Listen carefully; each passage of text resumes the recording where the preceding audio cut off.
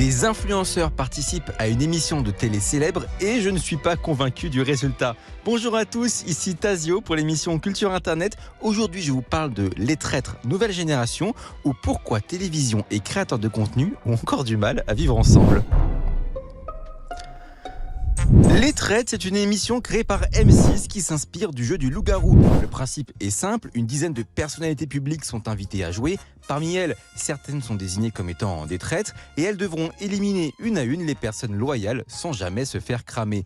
C'est animé avec beaucoup de talent, il faut le dire, par Eric Antoine et il y a déjà eu 3 saisons. La dernière s'est d'ailleurs terminée vendredi et dans la foulée, une nouvelle saison un peu spéciale a été publiée par surprise sur M6+, Les Traîtres nouvelle génération. C'est Les Traîtres mais avec seulement des influenceurs en tant que participants.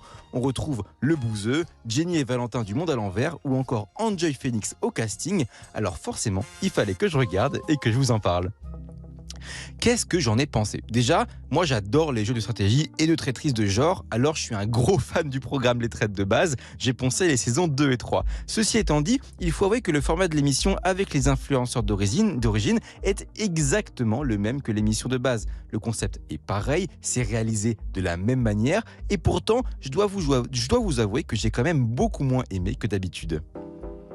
Ce qui est intéressant avec une émission comme Les Traîtres, c'est aussi de voir des personnalités issues d'univers différents interagir. Par exemple, en saison 3, on avait un Laurent Ruquier qui devait collaborer avec l'influenceuse Crazy Sally et j'ai trouvé ça particulièrement cool à voir car ça crée des featuring improbables qui fonctionnent souvent très bien. Et là, comme toutes les personnalités sont issues d'Internet, eh bien on perd ça et je trouve ça dommage. Mais surtout, il y a un gros problème. La plupart des participants se connaissent très bien en dehors du jeu, ce qui est moins le cas dans l'émission d'origine. Et pour une émission de traîtrise, ça casse quelque chose. Il y a des alliances qui sont trop naturelles, certains n'osent pas voter pour leurs potes, et l'affect général entre les candidats fait que ça passe son temps à chialer et personnellement je trouve ça insupportable.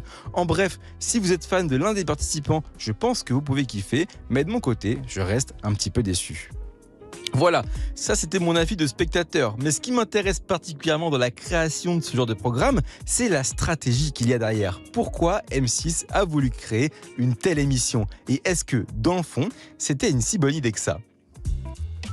Si M6 s'est lancé dans une saison spéciale influenceur, ce n'est pas pour donner envie aux jeunes de regarder la télévision, je pense de toute façon qu'il faut abandonner le projet, mais plutôt pour leur faire visiter leur site de streaming M6+. Et oui, dès l'annonce surprise, la saison était déjà entièrement disponible sur l'application. Selon moi, elle est conçue comme une porte d'entrée dans l'écosystème du groupe pour ensuite vous faire regarder d'autres programmes comme Les 50 ou pourquoi pas les précédentes saisons des Traîtres. Mais je ne suis pas totalement certain de l'efficacité de l'opération. Déjà, vous découvrez peut-être avec ma chronique que cette saison spéciale influenceur existe et pour cause, très peu de monde en parle. Pire encore, les créateurs de contenu qui y ont participé n'ont pour la plupart même pas publié un petit post pour en faire la promotion. Je ne sais pas si c'est parce qu'ils s'en foutent ou parce qu'ils considèrent qu'ils devraient être payés pour le faire, mais ça n'aide clairement pas l'émission à acquérir de l'audience. Alors oui, M6 communique beaucoup dessus, notamment sur M6+, mais si le but était de faire venir les jeunes sur la plateforme, il y a peu de chances qu'ils soient confrontés à l'autopromo de la chaîne télé. En fait, plus j'y pense, plus je trouve que Les Traîtres nouvelle génération souffrent de la comparaison avec une autre émission, Danse avec les stars d'Internet. Qu'on l'ait regardé ou pas, Danse avec les stars d'Internet animée par Michou a été un succès absolu pour TF1. Ils ont réussi à prendre l'une de leurs émissions phares, sans trop la changer, pour en faire un programme sauce Internet qui fonctionne. Et je crois que c'est un peu ce que M6 a voulu faire ici. Le problème de fond réside en fait beaucoup dans le format de diffusion de l'émission. Déjà, je pense qu'un double épisode par semaine, au lieu d'avoir tout d'un coup, aurait été beaucoup mieux pour faire monter la pression au fur et à mesure du temps et créer un effet d'engouement et de bouche à oreille. Chose que TF1 avait fait. Et surtout, l'accès seulement sur M6+ peut constituer un frein énorme pour une audience qui n'aime pas ces plateformes et le surplus de publicité qu'on y trouve.